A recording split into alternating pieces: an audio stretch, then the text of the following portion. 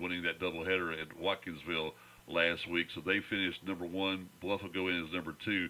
Jefferson goes in as number three, and then you're in there number four, a game ahead of Monroe area. And that series we had earlier this year with Monroe, that was a big one for you. And then winning the ball game last night, assuring that number four spot.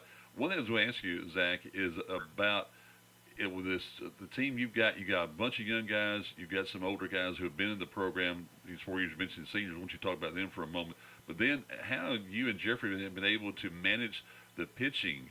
Because not everybody's that deep when it comes to pitching, and playing a game on Tuesday, then playing a doubleheader on Friday. That's been a big job, just managing your pitching staff. Right, absolutely. You know, like you said, we do have a good mix of old and young.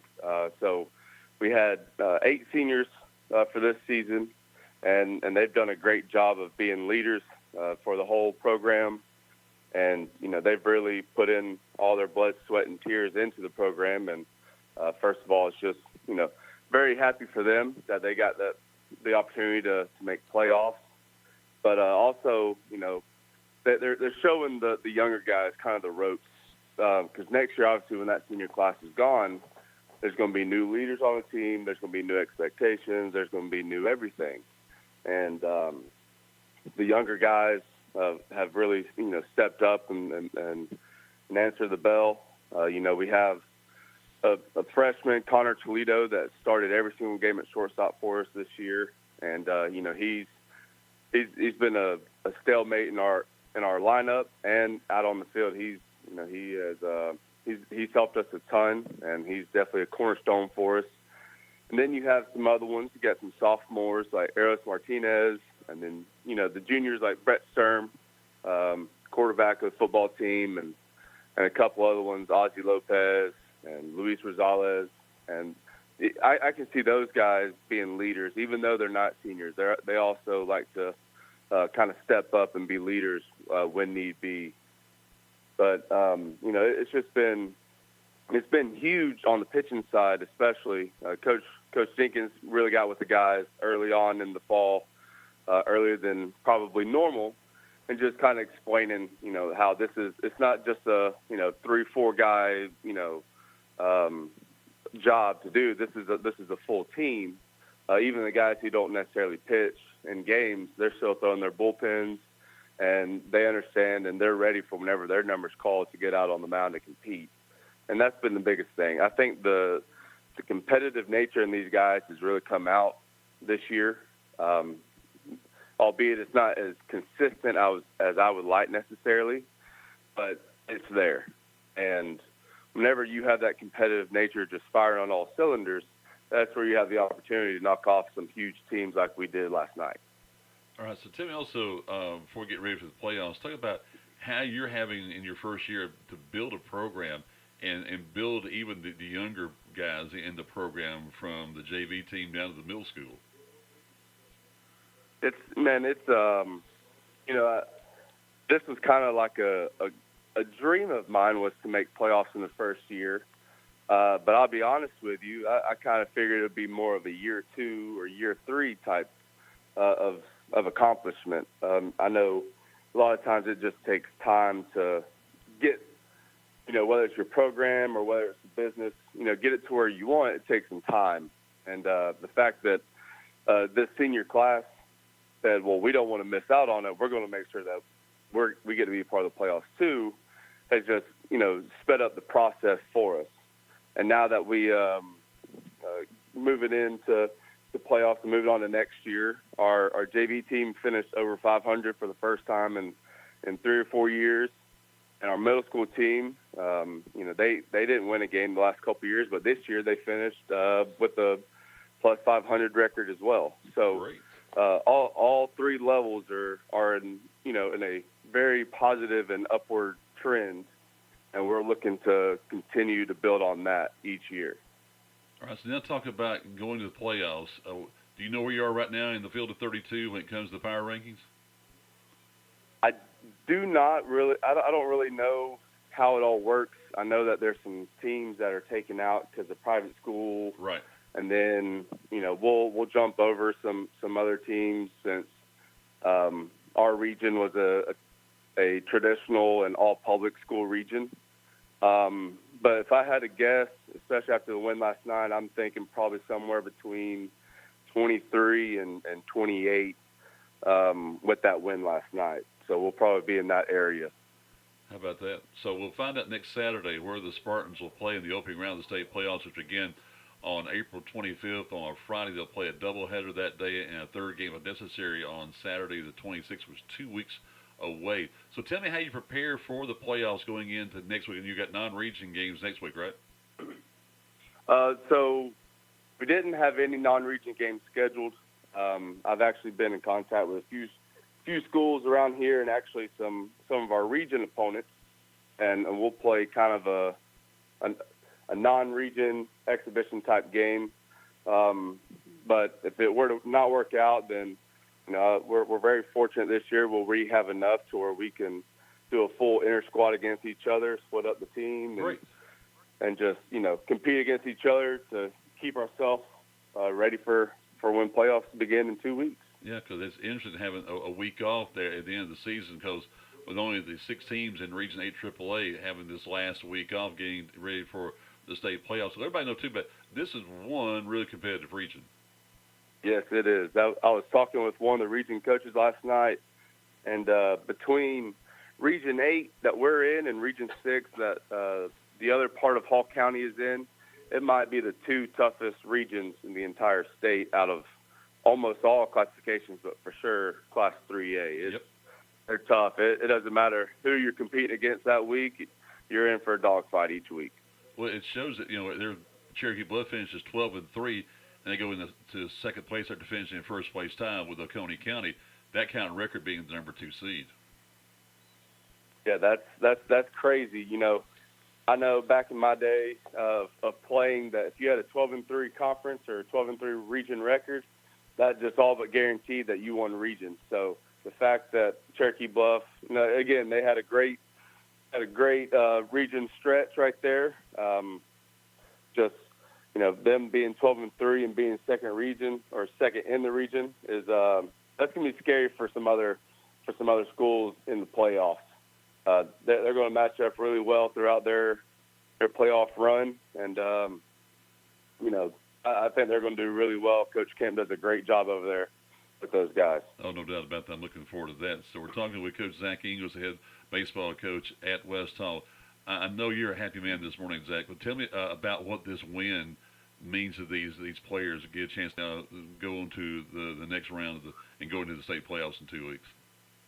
Man, it was special to see just the guys, how they reacted when the final out was made.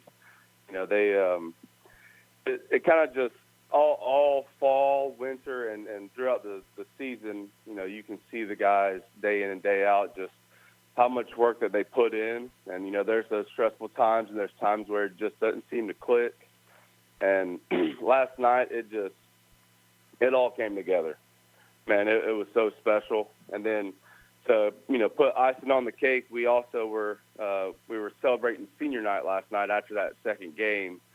So not only did we get to celebrate these seniors having the opportunity to go to the playoffs for the first time in their careers, we also got to celebrate them in their time for the 4 years of hard work and dedication that they put into the program. And it's been a great time for them in the way that you end up winning your last game at home, probably for the season, and you end up winning that game by a score of 8-4, scoring those 6 runs in the first inning. Congratulations to the Spartans. All right, so everybody know you're going to be spending some time today on a baseball field up in Habersham County in Demorest, getting a chance to see some college baseball. Absolutely, yeah. So I graduated from LaGrange College in 2018. Played baseball there for 4 years, and whenever my alma mater gets to come close to my house, I'd never miss the opportunity to go catch a game or two. So I'll be spending some time up in Demorest this evening and watching some good baseball. All right, so last night Piedmont defeats LaGrange by a score of 3-1 in that conference. So that's going to be a big ball game. Where's LaGrange right now in the conference? Do you know? I think LaGrange is sitting at fourth, tied for fourth or tied for third, something like that. And I think Piedmont sitting at second behind Maryville. So it's a tough conference for sure. I remember my time playing the two teams that we had the most competitive games was always with Piedmont and Maryville, and sure enough, those two are at the top, and LaGrange is lurking close behind, trying to step over them and take back the conference. Oh, okay. Do me a favor, tell Coach Scally at Piedmont College I said hey. And big yes, win. Sir, will do. He had his 200th career win just last week, and that's a big accomplishment for Justin and that program there at Piedmont. See how far they've come, and I know how successful LaGrange has been in the past. Say, Coach Scally, he's done an amazing job with those guys. He, like you said, having 200 wins that fast and that short of amount of years of coaching, that's impressive. I will say though, Coach David Kelton at LaGrange, he actually earned his 300th win earlier this season. Oh, good. So, I know that. Coach Scally is trying to battle Coach Kelton with the amount of wins as well. They're great friends, and they're even better competitors against each other. I'm going to tell you, everybody needs to know, just because it's not a Division I baseball program, there's some outstanding baseball in that conference. Oh, absolutely. I know, we'd always play a fall series against Columbus State, a D2 school, and really, if we didn't beat them, it was close ball games. We had some good talent in those years, and it doesn't matter if it's D1, D2, D3, JUCO, NAIA. Any opportunity to play at the next level is very special and always should be well rewarded. Zach, congratulations, friend. I tell you what, a big accomplishment for year number one in taking the Spartans into the state playoffs. It's a very tough region there, and I was so glad when you won those 2 or 3 games against Monroe here. I knew that was going to help you out, but then winning that game last night in Game 2 to solidify it, and it's a huge win, big accomplishment. We'll talk to you soon about what's going to the playoffs. Hey, buddy? Yes, sir. Thank you. Have a good one. I bet you be blessed, and we got much more for you coming up next here on 97.5 Glory FM. We'll talk more about high school baseball. We'll talk with the head basketball coach there at West Hall, Chuck Gray. We'll talk about the NCAA championship game back from Monday. Talk about the NBA with the Atlanta Hawks getting ready for the playoffs coming up next. We got much more for you coming up next on the Saturday Morning Sports Show on 97.5 Glory FM, online at WGTJRadio.com. Choosing King Green, a locally owned and operated lawn care company, offers numerous advantages and benefits. Hi, I'm Jennifer with King Green. With a focus on serving the local community, King Green provides personalized attention and tailored solutions to meet your unique needs of your lawn and landscape. Accountability and trustworthiness is what you'll get with King Green's dedicated service. Visit us online at kinggreen.com for a greener, healthier, and more beautiful lawn. Here I am on the road again, ready to pick up the kids from school, go by the grocery store, and do all the things a busy mother does. It's because I just left North Hall Tire and Wheel, where they made sure I was ready to go. They put on a fresh set of tires, checked the brakes, and even the battery. I know I can trust Mike and Matt and the guys at North Hall Tire and Wheel. They have everything you need, all the name brand tires at the best prices, and the service you need. They're on Cleveland Highway in Gainesville, so give them a call at 770-297-5308. This is Representative Lee Hawkins, your representative to the state legislature. I want to wish all the local athletes in our area the very best this season. Your team is very important to the success of our community, and I look forward to seeing you play this year and to see what you accomplish in the classrooms and in the community. I also look forward to serving you and your family in the state legislature. This message paid for by the committee to re-elect Lee Hawkins. Here on we're back on the Saturday Morning Sports Show here on 97.5 Glory FM. Mike Marford with you here from the NGPG Sports Center here on this Saturday morning. Enjoyed talking with Coach Zach English, and good to let you know that his uncle is my brother-in-law. His uncle is Gary English, who's the pastor of Pleasant View Baptist Church down in South Forsyth County, and Gary's wife is my wife's sister, and the entire family there. His dad played high school baseball back in the day with Johnson. His dad's Brian, who helps run Northeast Georgia Rentals, one of the great sponsors here, and a big accomplishment for him in his first year as a head baseball coach, winning a chance to get into the state playoffs as the number 4 team there in Region 8 AAA. We're going to talk with the head basketball coach, the boys basketball coach there at West Hall High. Chuck Graham, he's our college basketball NBA expert, talking about basketball going on, and the NCAA season came to a close back on Monday night. And joining us here, are you back from spring break yet, Chuck? Hey there, buddy. Hey, how's it going, Mike? I'm great. Thank So you for about having me on, man. Hey, I appreciate Thank you it. for having me on. So are you back from spring break yet? No, man, we're about to get in the car in about like 10 minutes, so Okay. it's perfect timing. Perfect Okay. timing. All right, great, man. But before we get started, man, I just wanted to say, man, our baseball program is in great hands. You know, Zach English, Coach English, does a great job, man. He's laid the foundation for our young men. He's a pleasure to be around, actually, as a coach. And also, man, he makes a huge impact on our students. So I'm really excited for him, and I'm looking forward for big things for him from the future. Oh, absolutely. No doubt about that, Chuck. So how was Mickey this week? Mickey was great, man. Mickey hot, you know, hot in a lot of lines, but we survived and made a lot of memories. So That's what yeah, it's the all little about, one's friend. happy. So yeah, man, exactly. All right, so doing memories. You and I talked about, and I don't know about you, but I had a feeling, Chuck, I really did, for the last couple of weeks that Florida's going to win this thing, and and I love the term they said championship, and we talked about chomping, and they had one of those remarkable type of runs, especially there in the championship game, the way things worked out.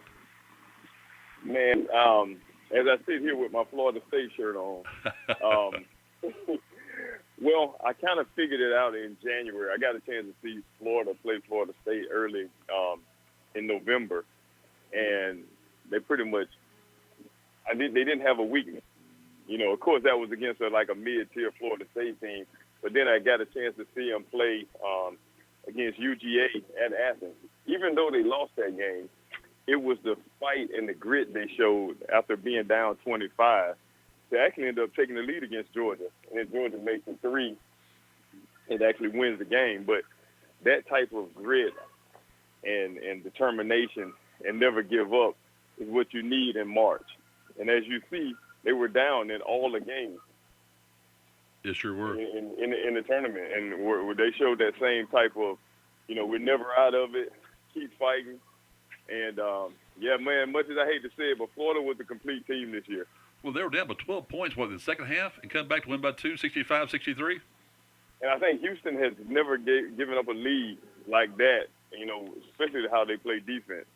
So you take both of those, something had to give, and Florida, I think, just proved to make plays down the stretch. And once they cut into that lead and cut it to 6, I knew then, I was like, well, Florida's going to win the game. Well, as a coach, your heart's got to go out to Houston, what happened that final play of the ball game. Yeah, well, great play design, too. It was actually a misdirection to get an opportunity to have 2 threes with 2 good shooters. They ran the first misdirection for Cryer. He came off a double screen, and then the next double screen came off, and I'm thinking the kid will knock that one down. But great defense by Clayton Jr. When we talk about his offense, but he made actually a what we call a winning play. Nothing that shows up on the stats, but it affects the scoreboard. His closeout in a contest of that shot, he couldn't get a shot off. So, it was just high-level basketball, man. And that kid, Clayton, I think he's going to go on and be a tremendous pro just based on his athleticism and the way he shoots basketball. All right, I don't want to keep you. I know you got to get into the car and head back home and get ready. You're fine. So, the NBA season ends tomorrow, thank goodness, and then the playoffs begin next Tuesday. You can stay down there in a few days and watch the Hawks in Orlando. Isn't it wild that they're going to wrap up the season tomorrow against the Magic and then play them in the play-in game coming up on Tuesday? Yeah, can't show anything on this last regular season matchup. You just want to go into it. Just keep everybody healthy. But a tremendous opportunity for the Hawks if they can get around this first round. It's going to be a tough matchup. I mean, Orlando's played the Hawks well this year. And I think what it's going to boil down to is what Trae Young shows up. Yep. If it's the playmaking, knock down some clutch threes, have over 10 assists, Trae Young, I think the Hawks have a chance. Well, the Hawks won last night against Philadelphia. It win by 14 points, 124-110. Trae pulls down 34 points. Yeah, and the kid Ricochet actually had 38 the night before, so he's playing well. He's playing well at the right time. But everything boils down to your stars in the playoffs. And if Trey can have a nice run here, it could be it could resemble actually a couple years ago when we went to the Eastern Conference Finals. All right, let everybody know, too, the Hawks can lose Tuesday and still be in the playoffs. Yes. Yes. Yes. It is. Everything is kind of different now, so it's just about seeding at this point. So the Hawks are the number 8 seed right now. They'll play Orlando. If they win that game, they're in the playoffs, and they'll go up against Boston. If they lose, they got to play on Friday against, I forgot who they got to play against to go up against Cleveland, right? Yeah, and and those are one of the two teams that's going to be a formidable challenge anyway. I mean, if you have to play Boston, and Atlanta plays Boston well. I just think once Boston subs, they 1 through 5, I think we're kind of even. But then you can remember you got 2 all-stars with Boston, 2 top-tier players, and Boston has been there before. So if I'm coaching the Hawks right now, I think the more favorable matchup is with Cleveland. Cleveland had a tremendous regular season, but at the same time, I think the element of not being there before, not being on that stage, may actually help the Hawks. Well, if you remember early on, the Hawks were one of the few teams that beat them in the first part of the season. Yeah, so, I mean, I think the matchup is better. Even though we lost our best defender to him in DeAndre Hunter, now he's with Cleveland, but I still like the chances better against Cleveland rather than the Boston Celtics team who actually has that championship pedigree. So where do you see the Hawks right now? Because they're still in just that number 8 seed situation with all the moves they keep making. They're still at the same spot and just really can't make any progress, can they? Okay, almost like we can't get over the hump, and it was unfortunately for us last year. I mean, I think Ricochet is going to be a tremendous player, but when you think about number 1 picks, like I said before, you see a kid like Cooper Flagg, you know what you have in that kid. Mm-hmm. I mean, we really don't know what Ricochet is right now. No, he's a project. Yeah, exactly. And, as a project, as a number 1 pick, I think it puts your organization actually almost 3 years in the hole, because at some point you're going to have to pay him. Oh, yeah. And right now, you just still don't know what you have. So the Hawks I think they're in a spot with the young kid Johnson and Dyson. We have a core group, but I think we would need one more guy as a go-to guy, almost like a superstar, until Ricochet earns his stripes. What do you think about the future of Trey now? And that's going to be the deciding factor, I think, because right now, you really won't get another superstar unless you trade for a superstar, and I would hate to see Trey leave, but, and it's the NBA, man, it's a business, Mike, like you and I both know it. When you see what happened to Luka. Luka's leading the league in scoring, and the general manager Dallas say he's like out of shape. Yeah. So you never know what these guys are thinking. You're talking about the business. How about the Celtics being sold, richest franchise in the NBA, and it's like, okay, you see where that's going, and you see what the players are getting, but at the same time, the viewership and the interest in the league keeps dropping, and it's just there's some big disconnect going on right there with the league. Well, at some point it's going to come to a crossroads, and I really believe that the NBA has made every effort, even with the in-season tournament, and the owners wouldn't agree with this statement, and, I love basketball, but I think sometimes the 82-game schedule is a bit much. Yep. As you can see, coaches and general managers and front office guys have tried to create ways for their stars to get rest. Because really, I mean, it all boils down. I mean, the 82 games is a grind. Sure. What you don't realize is, these guys are going through practices, and then they also have, like, preseason games. So the NBA realizes it's an issue. I don't think it's dire straits yet, but it may be coming to that. Is like you kind of lose interest because the season is so long. Well, it wasn't bad. It wasn't bad back there in our day because there wasn't as many teams, wasn't as much travel. Exactly. back in the day, there was just so much travel going on. I don't see how your body can do that. But then think about also the fans. Like tomorrow, you got the Hawks playing the final game of the season against Orlando. They're going to play each other in the first round of the playoffs. And nobody's going to have a superstar out on the court. They're going to have your 8, 9, 10, 11, 12 guys on the court out there, and you're paying the bucks you pay to see a game. It's like, okay, I want to see the best. And that's one of the the issues that the NBA tried to rectify this past year by actually making it an indirect kind of response to have guys, in order to be eligible for a preseason award, you had to play in 60, 65 games. But, I mean, that's still a lot of games that guys can miss. And I love the quote by Michael Jordan that when he said that he always wanted to play like somebody was watching him for the first time. Oh, great quote. And, yeah, exactly. And I think that even you go on the road, you know, you paying top dollar to see these guys play.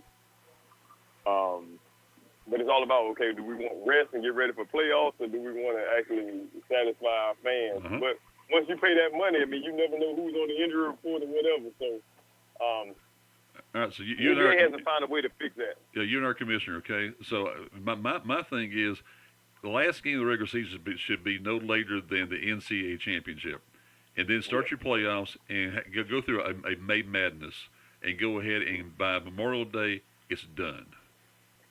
Mike, I would love the fact to just go ahead and cut the regular season down to about 60 or 65 games. And I think you can actually have a tournament at the end, kind of similar to the NCAA. Yeah. Because the NBA playoffs, I mean, you just think about viewership. You'll start to see games, and you know you got stars against stars. This is when it happens, but we have to do something with the regular season. Yep. If not, we're going to lose interest. Fans are going to lose interest. All right, friend. Thank you so much for joining us. I know it's been a fun week for you being on spring break. Have a safe trip home. We'll talk you get back home, okay?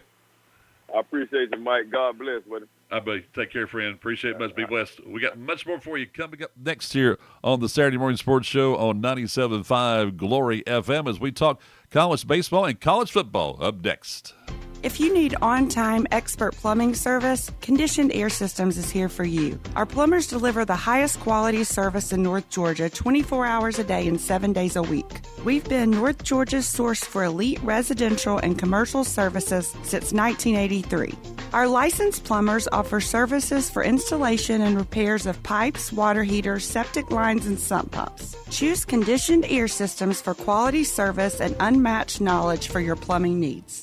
Injuries are never planned and often happen after hours or over the weekend. That's why NGPG Orthopedic and Sports Medicine offers the Black and Blue Walk-In Clinic for injured athletes every Monday morning in their offices in Gainesville, Brazelton, Buford, Houston, and Jefferson. No need to call. Just walk right in between 8:30 and 11:30 on Monday mornings. And one of their sports medicine and orthopedic doctors will be there to help identify, treat, and care for your injury. To learn more, you may visit ngpg.org/black and blue. And we're back on the Saturday Morning Sports Show here on 97.5 Glory FM. We're online at WGTJradio.com, and we're also streaming with a live video stream here from the Sports Center on our YouTube channel, Team Glory Sports. It's at Team Glory Sports on YouTube.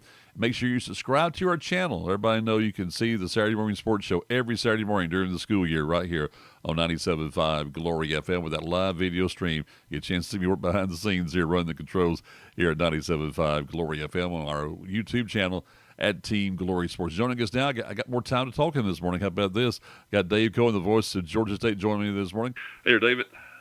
Good morning, Mike. How are you? I'm loving it, sir. It's a great morning here. And so last night we had baseball action last night, and boy, I tell you, you talk about how competitive the Sun Belt Conference when it comes to baseball, buddy. That was a fun game last night.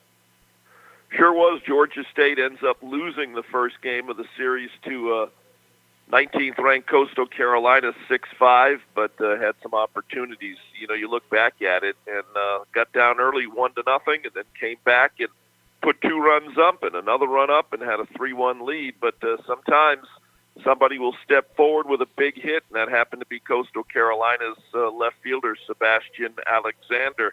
Kid was only hitting .238 with 6 home runs and 24 RBIs coming into the ball game. But, the Panthers, Cole Roberts ends up loading the bases. In the fourth, the top of the fourth, Alexander comes to the plate and deposits a fastball over the fence and left for a grand slam. And Coastal Carolina would hold the lead for the rest of the way. They'd get up 2 runs. Georgia State would cut it to a 1-run deficit, and then ended up being a 6-5 loss. But we'll play Game 2 this afternoon at the ballpark at Panthersville at 2 p.m. and hopefully Georgia State can even up this series. Thankfully, we got good weather in Atlanta this weekend for baseball. Last time we were out there 2 weeks ago, we ended up having to play a doubleheader on Saturday due to the threat of rain on Sunday, but that's not the case this weekend. And, so looking forward to getting out there for Game 2, and we'll have that for you right here on Glory 97.5 WGTJ coming up straight up at 2 p.m. this afternoon. We've had two very good ball games so far in our broadcast. That game with Georgia Southern that you won at Pantherville, and then a game last night. And just that one big blow, that grand slam, was the difference in the ball game last night. Yeah, and, it's a tough loss because you like to win when your Friday night guy, the right-hander Cole Roberts, is on the hill. He's been a welcomed addition for Brad Stromdahl this year, coming all the way from Las Vegas, transferring in from UNLV. Prior to the game last night, he was 6-1 on the season. He's now 6-2 with Georgia State's pitching staff's lowest ERA at just over 2. He's got he's inherited that situation where going into the game last night he had pitched just over 50 innings. So, he's an innings eater. His strikeout to walk ratio is still pretty good, but it was good going into last night's game. He's now walked 19 this year. He did walk 3 batters last night, ended up striking out 5, so he's now struck out 48 on the year. I said on the broadcast last night, too, when Caleb White came in, the big 6'8" right-hander from Texas, when we did that South Alabama series, the first weekend series in the Sun Belt Conference this year, Caleb White was your Friday night starter. For whatever reason, Brad Stromdahl elected to and has the luxury of bringing him out of the bullpen last night for middle relief in a game that, Georgia State was really looking forward to. And that would have been a big win last night because now as a result, you look at the standings in the Sun Belt Conference, you always want to, you want to win every game, but, when you're playing a 3-game weekend series, everybody wants to win that Friday night game. Well, as a result, Coastal Carolina, they won their 25th game of the season last night, so they're now 25-9 heading into this afternoon's second game of the series. They're 9-4 in conference play, and now there's a 2-way tie atop the Sun Belt Conference. Southern Miss won last night, and they're now 23-11 and 9-4. So Coastal and Southern are tied for first, and now there's a 4-way tie for second place in the Sun Belt between Georgia State, Troy, Appalachian State, and Louisiana.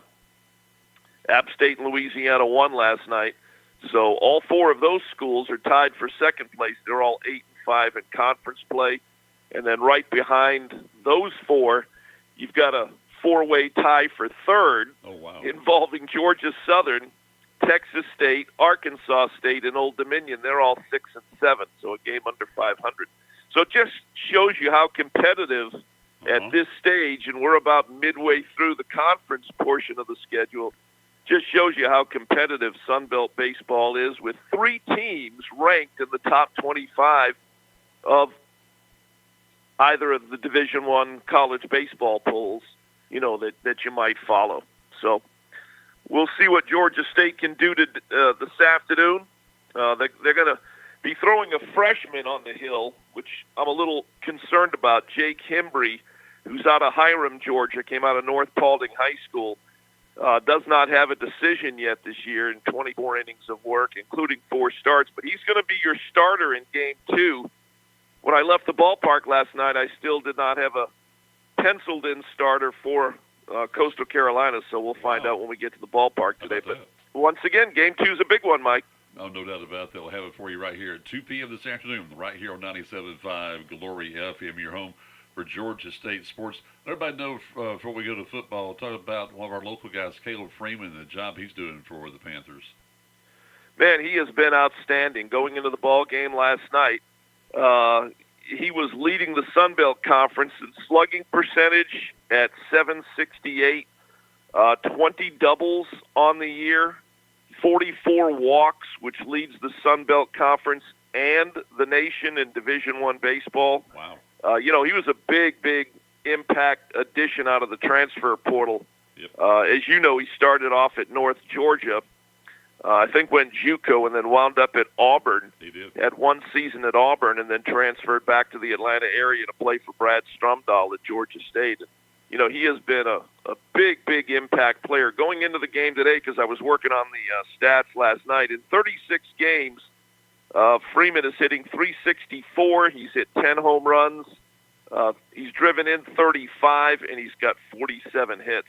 So, one thing that, Coach Stromdahl likes is that in a myriad of ways, baseball ways, he manages to get on base. Now, prior to last night, and I'd have to go back and look to see where he was in the order last weekend against James Madison and then last Tuesday against Jacksonville State, but he had been in the leadoff spot because he has the ability to get on base, whether it's a hit, whether it's hit by pitch, whether it's a walk, and you want that out of your leadoff hitter, obviously. For sure. Last night Michael McGinnis moved into that leadoff spot, and Caleb was hitting second in the order. So we'll see if anything changes heading into Game 2 of the series this afternoon. But he's been a great addition, not only offensively but solid defensively at second base. So a great off-season pickup out of the transfer portal from Auburn for Brad Stromdahl. He's also versatile, and also he's going to get another year of eligibility, I've been told, because of that year he had at JUCO down in Florida. So maybe he can be with the Panthers for another season, would be really good for him. And it shows again about how competitive the Sun Belt Conference is with the Panthers and playing Coastal Carolina today. Hey, before we let you go, talk about, you hear anything about the game yesterday, the black and blue game, the spring game yesterday? Well, I forget if it was the black team or the blue team. Somebody won 17-0 at Center Park Stadium. It's unfortunate. I understand scheduling. You can't be everywhere at all times. I would have loved to have been at the spring game, but sure. We had to be on the air on ESPN Plus and on Glory 97.5 WGTJ for the baseball game last night, and they played it on a Friday afternoon at 4 p.m. Now, my conjecture is that I think that the Georgia State spring game approach was more really for their recruiting period. Sure. There were a lot of recruits at the game last night. There were way more recruits than there were, let's say, Georgia State football fans. Sure. Because you know as well as I do, Mike, traffic-wise on a Friday afternoon in Atlanta at 4 o'clock, which means you probably got to leave at 2, depending on what part of town you'd be traveling from, it can be a challenge to get anywhere, never mind right in the heart of downtown Atlanta. So I think that they had an okay crowd there last night, but I think a bulk of it was recruits that are coming to check out the program and meet the coaches and, continuing to forge those relationships. It was a 17-0 score. I know that they held a draft earlier in the week to split the teams up, and it would have been great to be there to see some of it, but unfortunately I had to be out at Panthersville, so I wasn't able to be there. But here we go. College football never really takes a break, does it? No. What's great, too, is we got a couple of local players that Coach McGee is looking at, and they're both juniors right now, and with another year to play. And it's okay, that shows you what he's seeing in our local area now, Dave, about how we can help in this area with the program down at Georgia State. Well, Mike, you know as well as anybody, maybe better than anybody other than the coaches, how good the football is in the high schools up in Hall County and up in your area. Just the number of players, each and every year that sign with not just Division I schools, but Division II, Division III, NAIA. There's so many opportunities, at the various levels. But you know as well as anybody how good the high school football is. You guys are heavily involved in broadcasting high school football up in that area. And so hopefully Georgia State can begin to get a player or two or three from that area moving forward, under the leadership of Coach McGee and his staff. I would love it, Dave. No doubt about that. I know how traffic is. Are you getting ready to head down to Panthersville? We'll have the game at 2 o'clock this afternoon. Have a safe trip, friend. We'll talk to you then, okay? All right, Mike. Thank you. Appreciate it very much. He's going to get on the road right now and go from Johns Creek down to Panthersville in the Decatur area to see Georgia State play Coastal Carolina coming up this afternoon, 2 p.m. right here on 97.5 Glory FM. Coming up next, I'll wrap things up for you on the Saturday Morning Sports Show on 97.5 Glory FM. We're online at WGTJRadio.com with a live video stream on YouTube at Team Glory Sports. And let's see if we get here. Hopefully I hit the wrong button. It's springtime, but it's also allergy time. The pollen is so bad you can't stand it. Your eyes are scratchy, your nose is stuffy, and you can hardly breathe. Well, the pharmacists at Riverside Pharmacy can help with all of your allergy needs. They can fill your prescription with expert care and even deliver it to you in the Gainesville area. That's Riverside Pharmacy, across the street from City Park, serving Gainesville for over 60 years. Protecting your family and outdoor space from mosquito problems is our priority. Hi, I'm Jennifer with King Green. Our comprehensive prevention services not only enhance your outdoor enjoyment, but also safeguard your loved ones from potential health risks, adding immeasurable value to your home and lifestyle. Visit us online at kinggreen.com for $25 off your first mosquito application. For a healthy, happy outdoor living space, visit kinggreen.com. And back on the Saturday Morning Sports Show here on 97.5 Glory FM, getting all my things worked out here. We'll wrap things up here on this Saturday morning, recapping the high school baseball scoreboard from last night in Region 8 AAA. West Hall wins Game 2 against Cherokee Bluff 8-4 after Cherokee Bluff won Game number 1 by a final score of 6-2. Both Cherokee Bluff and West Hall heading to the state playoffs in Class AAA. North Hall is heading to the state playoffs. They're the number 2 team right now by a half game. Because it was Pickens winning both ends of a doubleheader against Chestatee yesterday. North Hall has a makeup game. That game was rained out that we had back on Thursday with Dawson County. They're going to play at Cottrell Field this afternoon, 3 p.m. First pitch with North Hall taking on Dawson County. And also from yesterday in non-region play, Gainesville falls to Loganville.